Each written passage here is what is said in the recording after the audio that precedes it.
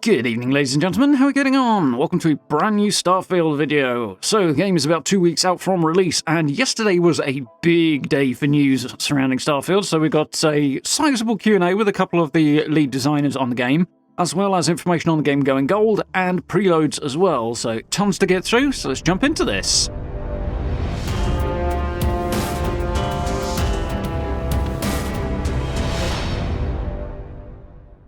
Okay, so yeah, loads of big news yesterday, most of it coming through in the sort of the second half of the day, so getting to it today. So first up, the game has officially gone gold, which, as to exactly what that means these days is somewhat debatable. Traditionally speaking, going gold meant sending a finalised copy of the game out to a physical media producer so that the discs and so on could be produced en masse and then shipped out to stores. Basically, a finalised version of the game. Obviously, times have changed. Now we get basically downloads, so it doesn't really mean that anymore. It's more of a case of, here is the 1.0 build, it is complete. Obviously, there will be patches, things like that going forward, but the main game, the main files that constitute what the game will be are together and in place. I think we can infer from this, which is really, really cool. So tied into that is the next piece of information we got, which is preload times and dates. So for those of you who are playing on console, that'd be the Xbox X and S, or on Game Pass on PC, the game is available to preload right now. It's already available. So if you want to get on that, jump in, and it's a fairly large download. It is well over 100 gigabytes, so if you do want to do that, I would suggest getting ahead of time. For those of you on Steam, which is everybody I haven't just covered, then we have a bit of a longer wait, and I say we because I'm getting one of the collector's editions, so that includes me too. The preload for that one will be the 30th of August, so we've got a couple of extra weeks to wait for us, unfortunately, but still, it's sort of 48 hours before the early access window opens up, so it could be worse. My major guess for the reason on that is basically Steam's certification process takes a bit longer because it's external, whereas obviously the Xbox side of things is more or less internal now with the Xbox owning Bethesda, so I'm guessing that's what the difference, the discrepancy there is, but there we go. Anybody who's on anything other than Steam, you can get it downloaded and preloaded already. Those of you who are on Steam, well, we've got a couple of weeks to wait. So, that's the main news portion. Now we get onto the Q&A bit that Emil and Will did yesterday over on Discord. So this is pretty cool. There's basically 16 questions here that the quest designer and the lead designer overall answered regarding various bits and pieces about the game. So for a week prior to this Q&A, which happened sort of tea time yesterday, UK time, Bethesda were taking a whole bunch of different questions in from people on Discord. They then picked 16 that they were happy to answer before launch, I guess, and those got answered progressively over a period of about 45 minutes or so. So, let's go through these. There are some quite cool ones. There's a couple of reasonably predictable answers, but there's pretty cool stuff as well. So, first up, question uno. So, can we buy houses or property in the main cities? Asked by several people, which is cool. So first up from Will Shen, who is a quest designer. Yes, there's housing in different cities the player can get. Some you have to purchase, and some are rewards for specific quests. And Emil's expanded on this by saying you sure can. You can purchase a dwelling in the major cities in the game, and there's at least one that you get specifically for completing something. So basically, all of the main cities, so we're looking at Aquila City, Neon, and New Atlantis at least, are going to have houses that you can go and actually buy. So this is sort of like Skyrim or Fallout 3 in that pre-finished home, well, pre-constructed, I suppose, homes that you can then move into. Nothing here on how much decorational stuff we might get, but really cool to see that feature coming back. Obviously, it wasn't so much the case with either Fallout 4 or 76 because they tried taking it in a different direction with the build your own place, which is also obviously in Starfield as well, as there is the outpost building system too. So we can have a whole lot of different places to own. And of course, it sounds like we can actually get a home as a result of completing a quest line as well, which is interesting. So that'll be fun to explore when the game drops in a couple of weeks. So, question 2. If we get the kit stuff trait, will our parents be generated based on our character's look, or will there be standard parents put in place, and what benefits might there be?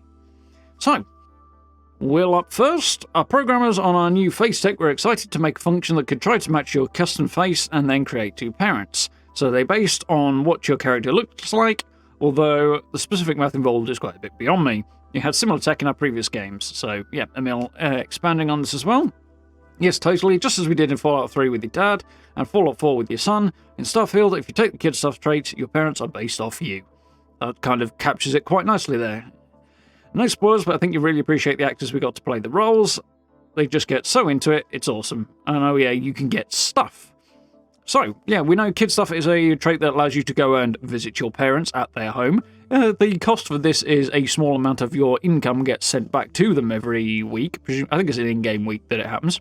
And yeah, as with the previous Bethesda games, the character's look is based upon the design you come up with for your main character, so they extrapolate out from that, which is really, really cool. Really happy to see that. Curious as to what this extra stuff you get is going to be. I'm guessing it's relatively small tier stuff, and, you know, your parents buying you presents and stuff. Maybe you'll have a birthday, who knows, Christmas or something. But yeah, very, very cool to see that coming up, and some extra stuff being built into it as well. It's the developers do seem to be quite excited about this and seem to be having had some fun with the kid stuff perk, so that's really cool. So, question 3 has got quite some extensive answers. For those who've never played a BGS game and will be starting with Starfield, what information should we know to make the experience more impactful right from the start? How deep should we go into creating our character's backstory before we start the game? Well, we always make our games for fans both old and new, and you can jump in without ever having played a Bethesda title before. We like to look at it as less playing a game, more about living in a universe we created. So settle in, go at your own pace, and pretty soon you'll learn all of the systems and be adventuring through the settled systems in a way you choose. And as for going into the character's backstory, that's entirely up to you. It's all about headcanon. So, for example, my latest character, says Emil, is a working schlub named Mech Dombrowski. He's a husky, good-natured space trucker, and he'll do whatever he needs to defend himself, but he'll never shoot first. He's like Han Solo's sweeter older brother. And yes, there's traits and backgrounds to support that kind of thing. So that's Emil's take. Having a look at what Will had to say on it. While we do start you off in the same spot, what happened to you before the game starts is totally up to you and your headcanon. There's a trait and background system that will let you specify more about yourself, but you can also select an anonymous background and no traits if you would like. In terms of if you never played a BGS game before, try anything.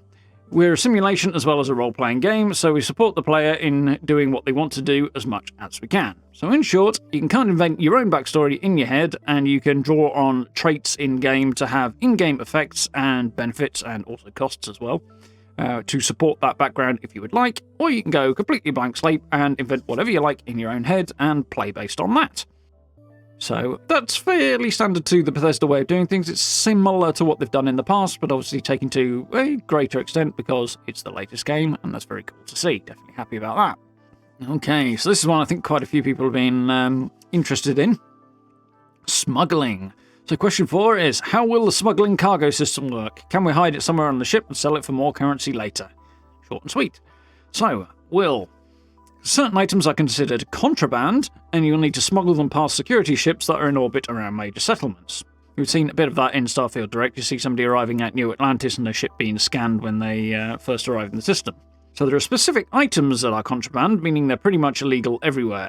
And yes, you can hide them using special ship modules that you can buy, so you don't get caught with those harvested organs. The economy is fixed. The prices of bought and sold goods can change based on the skills you choose. Okay, so that's an interesting little side bit. So basically, if you want to smuggle in contraband, you need specific modules on your ship so that they can't be detected by the security ships wherever you're arriving. What happens if you do? Well, we'll get to that in a minute. But in short, if you've got those modules, you can get them down and presumably sell them somewhere. I'm guessing you won't be able to sell them in your average shop on the street, though. We'll have to see. As for what counts as contraband, well, Mills made a joke about harvesting organs here and selling harvested organs, and I suspect he's probably on the nose with that one. So it sounds like organ trafficking is a thing you can do if you want to go down that road. Okay. Another thing that we do know from way back when is that the major drug in the game's universe is called Aurora. It comes from neon. It's basically what the city of Neon is founded on, kind of. And we also know that it is illegal everywhere else. So in all likelihood, that'll be something you can smuggle if you like as well. So if you want to go into smuggling chems, that's something you can apparently do. Or most likely will be able to do. So yeah, very, very cool. The economy being fixed, but prices of bought and sold goods changing based on skills you choose. Very standard for a Bethesda game. You know, you go in and you buy a a bullet, for example, it'll always cost whatever value it is. And the only thing that changes it is your charisma or appropriate trading-based skill. It allows them to kind of control the rate of flow of money to the player and out of the player and stuff like that. And it also means you don't go to a city and sell 1 million guns or whatever you happen to be lugging back there from the pirates you've taken out on your ship, and then just flood the market and not be able to, make any money off of it afterwards because you've crushed the economy. That would be bad. In a sort of simulation sense, kind of fun, but it's not quite that kind of sim. So, yeah. That's basically the way Bethesda usually go. So, a logical expansion on the last question. Question 5 is, will there be a jail system if we committed crimes? A few people asking this one. Short answer is, yup. You can elect to go to jail or pay a fine when you're arrested, or even resist arrest and try and escape. And Emil has added, the settled systems is more like Skyrim than Fallout 4's Commonwealth in that regard. There's civilization, there's government, and there are laws, and in a couple of cases, we actually explore the themes of crime and punishment in our futuristic universe. So yeah, basically, more Skyrim than Fallout. Obviously, in Fallout, you commit a crime, people in the area around are generally going to bring justice to you with the barrel of a gun. In Skyrim, obviously, it's a more established society, and therefore the guards will generally try and arrest you and throw you in prison. You can pay a fine, usually, you can bribe them off, usually, or you can try and fight and run for it, which has its own consequences. I'm guessing the system in Starfield is going to be more developed than in Skyrim, would logically be the case. It's usually the way these things go over time. But basically, it's going to be more Skyrim than it will Fallout in that there are prisons, there are fines, and an established justice system, which sounds like it'd be quite interesting to explore as well, because there's a few areas where crime and punishment have already cropped up in what we talked about, so seeing how that's going to go on will be interesting. So, question 6. Will time pass when we're not in the game? For example, will my trade routes, outposts, and mining operations continue to produce, or does it only occur when we're actively playing? So, with this being a single-player game, the answer is kind of predictable. The sim only runs when you're actively playing. In short, that's what you'd expect for a single-player game. It's not a persistent world or anything like that.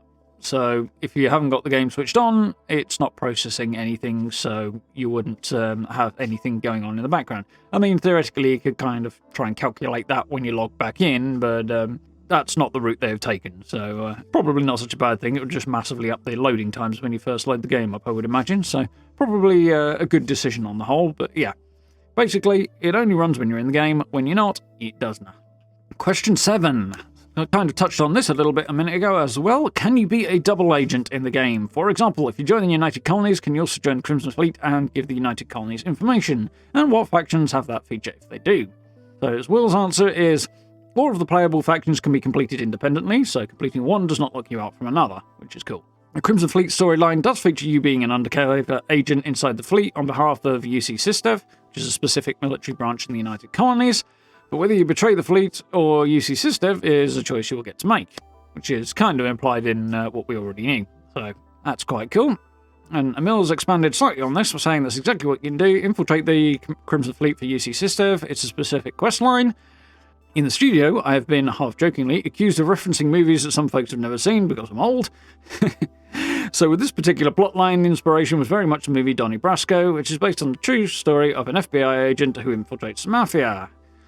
Great movie, actually. Al Pacino and Johnny Depp. You should watch it if you haven't. It's really cool. How far will you go? Yeah, definitely a cool reference, that, and I might have to watch that movie again before Starfield comes out, now that I've heard this. Question 8. Depending on traits selected during character creation, will it be possible to play through the game in a pacifist mode, i.e. without killing anyone or potentially even anything? So, the short answer to this is probably not, no. Will's answer is, I can't guarantee every mission can be completed in pacifist mode, but we do have a couple of systems that will help. One system is a speech challenge game, where you can persuade somebody to do something like not fight you. The speech challenge game is added in specific scripted moments, and we try to add one in most quests where important characters confront you. So, Emil's answer on this one is, we talked about this very early during pre-production, whether or not we would support a fully non-lethal playthrough. We realised that for various reasons it wasn't totally feasible. Now, with that being said, there are some good non-lethal options, whether through dialogue or using non-lethal weapons, and those can be used in certain situations, honestly a lot of situations, though I couldn't comfortably say you can complete the entire game without any killing whatsoever. Settled Systems is mostly civilized, but it can be a dangerous place if you're going off the beaten path, and you are absolutely going off the beaten path. So there we go. Short answer, you probably won't be able to do a completely pacifist run. you will almost certainly have to be slaying a few things here and there. Bare minimum, that's going to involve creatures, and probably some human-type characters as well. We'll have to see what mods do on down the line and how effectively they do it, but yeah, not intended to support pacifist runs, apparently. Okay, so this is a big one and quite cool. What are the beliefs and basic history of the religions we can join? Sanctum Universum, Enlightened, Great Serpent. So Will's gone with, yeah, Sanctum Universum is only a couple of decades old in our timeline, but has gained a lot of prominence. They believe that God is out there somewhere in the universe, and that humanity's ability to travel the stars brings us closer to God. The Enlightened are an atheist group that focus on humanitarian and community work. They believe that life is something every person has to take responsibility for, so that if we want the world to be a better place, we have to create that. That makes sense, that's cool. Gotta say, liking the attitude of the Enlightened already, more than just about everybody else, although I'm pretty sure the other groups will make for interesting playthroughs as well. Emil has quite a lot to say on this, because he seems to be rather into this. So, the existing IRL religions are part of the Starfield universe, with folks of all religions and denominations out there, but we don't really focus on that. Instead, we highlight the 3 new ones specific to the game. Understandable? Sanctum Universal, so the members called Universals believe that God very much exists somewhere in the universe, there's a higher power guiding us all. Specifically, they believe that humanity's ability to travel the universe and grav jump is God's way of saying, I'm out here, come and find me. Cool. The Enlightened, these folks are essentially organised atheists. They don't believe in any kind of higher power, rather they teach that human beings have to take care of each other, and they practice what they preach through various community outreach programs. House Varun, on the other hand, they're an interesting bunch. Oh boy. So in this game, we're not really sure what the complete truth is, but the gossip among the guards is this. A colony ship sets off for a new world, making grav jumps along the way. After one of the grav jumps, one of the passengers claims he spent time communing with a celestial entity known as the Great Serpent. What was a few seconds for everyone else was longer for him. And he brought back a mandate, which is basically get on board or be devoured when the Great Serpent encircles the universe. Is it true? Not saying. So, in the game, they sometimes face off against House Varun Zealots as an enemy group, as that's their motivation. I recently got House Varun logo tattooed on my wrist, so yeah, I dig them. So it seems House Varun's basic gist is they believe there's a great serpent entity out there who's going to devour the universe, and the only people who are going to survive are those who are grav jumping on a colony ship. Whether or not a specific one or grav jumping in general, we'll have to see, but they do seem to have a whole thing around the perks related to grav jumping, so that's quite cool. The idea that you're experiencing some kind of extra-dimensional thing, from the sound of it, when you are jumping between star systems and folding space and using warp drive, which is basically the gist of how this worked in Starfield. But yeah, it was a few weeks back, maybe a couple of months now, Emil was talking about on Twitter that he'd got a Starfield-related tattoo on some part of his body that he couldn't show off and had to keep covered up and stuff, because certain announcements had yet to be made. We kind of knew that House Varun were out there at that point, but we hadn't seen like the logos or anything.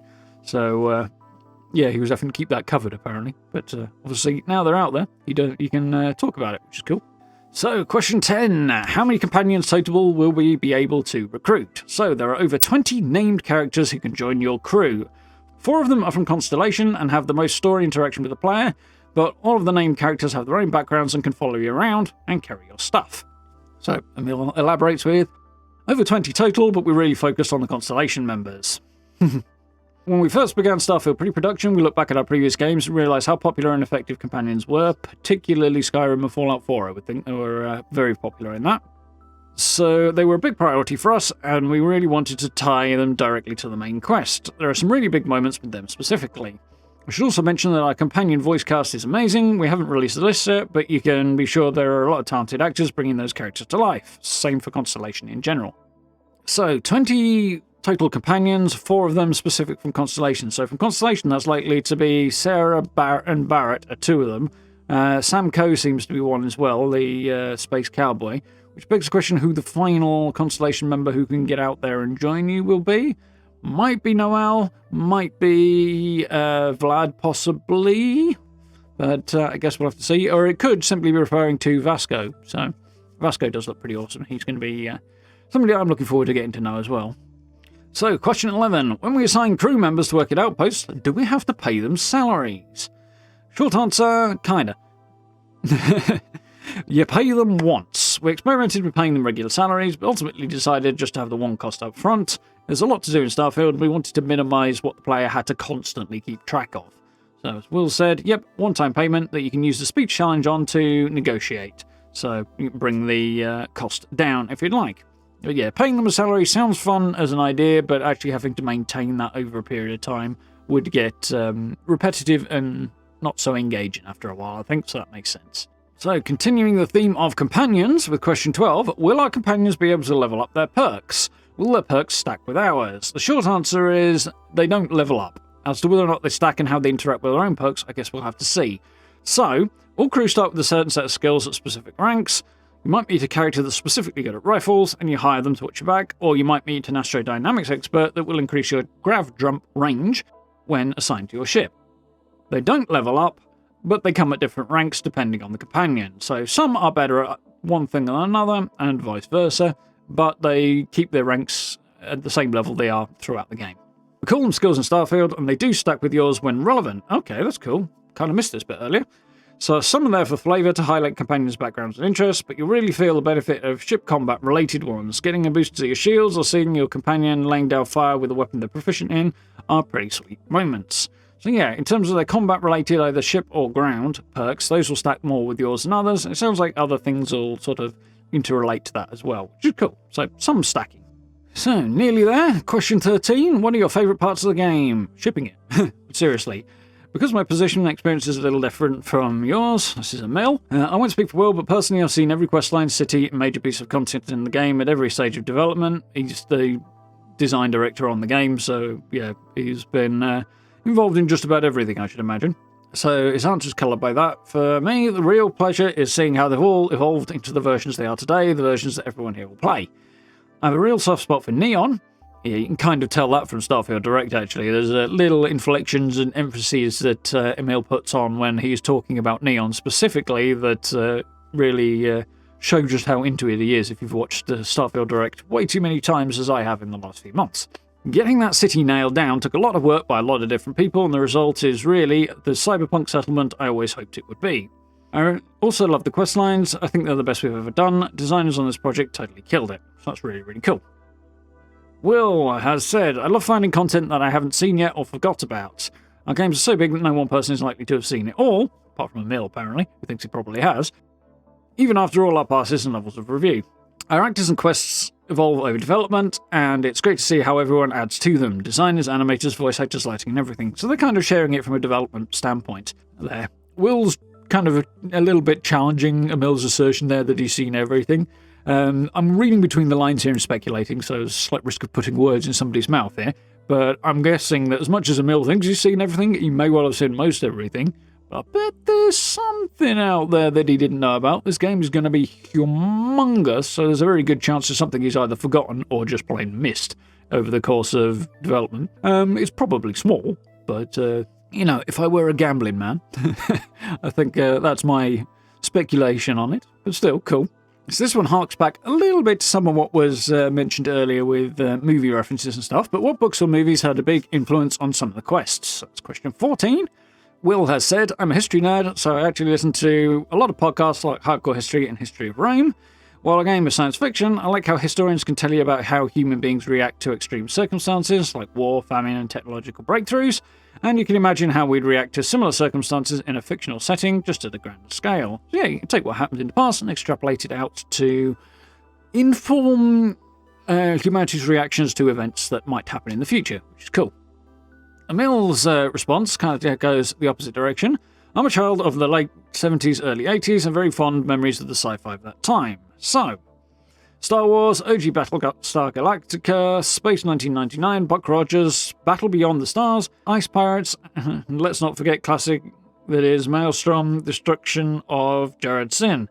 There's a whole lot of stuff there I've heard of and a whole lot I haven't. Not surprisingly, because that's a good 10 plus years before my time. But also much headier sci-fi stuff like the writings of Arthur C. Clarke, Robert Heinlein, or films like Contact, Interstellar, 2001: A Space Odyssey, and even Event Horizon. So I've seen a couple of those. In all of those examples, I realised that outer space is two things: a source of mystery and wonder, and sometimes terror, and a giant blank page on which you can write almost any story. and we have written a lot of very different stories in Starfield. So lots to explore, lots of different things to encounter, and lots of different moods, I guess, within the various quests that are out there and stories that we'll be exploring, which sounds very, very cool and looks like it'll keep us busy for quite some time. Cannot wait. So, question 15, what are some favourite small details in Starfield that add to immersion? So, Emil has gone with, what I really love is that although humans are living space and our aesthetic is very much NASA punk, it's a very lived-in universe, and you can see it everywhere. Got to agree with them on that. I love that lived-in nature, and, you know, things are slightly beaten up and used and very functional, which is really cool. You know, everyone loves the sandwiches, but it's the books that are lying around, notes on bulletin boards, and the environmental storytelling that our level designers and world artists are so good at. Totally love the work from our voice actors too, and the music, and the sound effects, and the clothes, buttons. We do love our buttons. So, Will has picked up on, I look really closely at all our outfits. You can see seams, materials, especially on the spacesuits. Constellation members have patches on their spacesuits, and they're tied to what skills they have. Yeah, there's some shots in Starfield Direct, if you look at them closely, where you see, particularly where they're looking at guns close up, you'll see things like the hand of the player holding the gun, and you can see the seams on their spacesuit.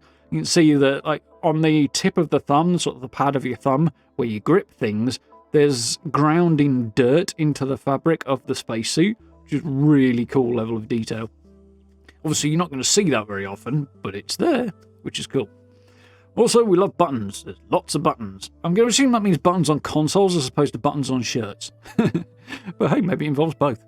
Question 16. What's the history of the mechs? So I know there's a lot of people who wanted answers on this one. There's a whole bunch of stuff here that's interesting, wasn't expecting, all coming from Emil. To be honest, the conclusion is exactly what I predicted it would be, though. So, mechs. So we showed this a bit in one of the animated shorts. The mechs are leftovers from the Colony War. Note it's Colony War and not Colony Wars. It's singular, even though he's got a typo here. Both sides, the United Colonies and Freestar Collective, had mechs, but Freestar Collective really mastered them. The United Colonies had mechs too, but they also relied on controlled alien beasts from their Xeno Warfare division. That's interesting. Both of these were outlawed in the armistice that ended the Colony War. I'm not saying there's an old mech battleground in the game, I'm typing it. Mechs, not usable, no, they're in ruins. So, there is an old mech battleground we can find and explore and have a look at. That's cool. That'll obviously be a fixed location if he's talking about it like that, as opposed to something that you can miss. Well, something that might not come up on me. But, yeah, that's cool. That'll be interesting to stumble across and find. It'll presumably be somewhere in the vicinity of where the Freestar Collective and the United Colonies meet. I have a theory based on the history and lore that we got last week. Actually, you can see my video on that if you're interested, as to where that might be, but we'll have to see. But as the mechs being usable, no, they're not usable, they're outlawed, and they're in ruins. The not usable thing, yeah, I saw that coming a mile off. You can tell just looking at the game that it is designed to be traversed in a certain way by the scale and things. And that way being either you're in a spaceship or you're on foot with a jetpack. The proportions of things, the distance between objects, the time it takes to cover the ground, make it really, really clear that these are the ways that you move and there isn't any other ways. Because if they were going to include mechs or other types of vehicle, they'd have to accommodate that in the structure of the worlds they're building and the scale and the proportionality of it. Otherwise, it's just going to be weird. If you've ever seen a mod in Fallout 4 that puts like a motorbike or something in there that you can ride around, it's weird. It works okay, but you can kind of tell it's not meant to be there. It doesn't quite fit with the scale of everything. So, yeah. Essentially, if they were going to do it, the world would look a bit different to the way it currently does. So, there we go. No mechs.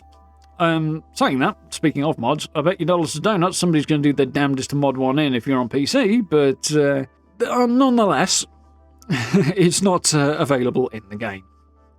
So, there we go. Quite extensive, this one. Decent number of questions and some pretty cool answers. Yeah, a couple of interesting tidbits. So, as a reminder there, if you want to preload, everybody who is not playing on Steam on PC, you can do that already, assuming you've pre-ordered the game. So, yeah, you might want to get ahead of time on that because it is between 116 and 126, I think, gigabyte download size. I believe I read that. It's that ballpark anyway, so you may want to consider preloading if you are pre-ordering. For those of you who are on PC via Steam, we've got to wait until the 30th. So we'll get 48 hours of notice ahead of the early access period in which we can preload. So, there we go. Hope you guys found this interesting and informative and are as excited for Starfield as I am. I really can't wait to get into this and explore the settled systems on the 1st of September. It's going to be really cool. We're going to be doing a massive live stream when the time comes. And, of course, making a ton of content. So if you're interested in that, hit that sub button, the notification bell, all that good stuff, and then you catch everything when I upload. Loads of Fallout 76 stuff coming as well, and, well, we'll be playing a few other bits and pieces on the side, as we always do, in both the run-up to Starfield and beyond it as well. So do hope you keep an eye out for those live streams as well. Down below the video, as always, we've got social media links, merch store, and channel memberships on the blue join button if you want to support the channel in that way as well. I massively appreciate it, and it really, really helps out. So huge thank yous to everyone who's done that already. But for now, thank you very much for watching. I look forward to speaking to you all very, very soon.